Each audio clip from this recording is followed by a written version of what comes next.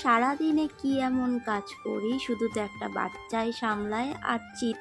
হ্যাঁ, ওই ভাষাটাই যখন কেউ তোমাকে বলবে মনে হয় না যে তখন একটা উত্তর দিই।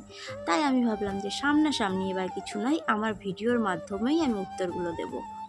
তো তাদেরকেই আমি উত্তরটা দিচ্ছি, তোমার মেয়েও কোন গাছটা ছেড়ে। 24 ঘন্টা একটা বাচ্চাকে হ্যান্ডেল করা কিন্তু মুখের কথা না। আমার কাছে আমার বর, শ্বশুর শাশুড়ি এসব কিচ্ছু নেই। হ্যাঁ, আর তার কাছে কিন্তু সব গোষ্ঠীশুদ্ধ সবাই আছে। তারপরেও নাকি বাচ্চা সামলাতে গিয়ে হিমশিম খেয়ে যেত, কান্নাকাটি করতো। ওসব আতু উতু ন্যাকামারানি মেয়েরাই করে, আমার মতো স্ট্রং মেয়েরা করে না। আর তাদের একটু লজ্জা বলে কিছু নেই। এইটুকুনি বাচ্চার প্রতি যাদের মায়া ভালোবাসা তো দূরে থাক, এইটুকুনি বাচ্চাকে সহ্যই করতে পারে না, তাদের আবার এত বড় বড় কথা আসে কোথা থেকে? আর আমি এই ভিডিওতে ওপেন বলে দিচ্ছি, যার যে রোগ হয়েছে লাখ লাখ টাকা খরচা করলেও জীবনে সারবে না। এটা আমার অভিশাপ না, এটা এই দুধের শিশুটার অভিশাপ। আর যা হয়েছে বেশ হয়েছে।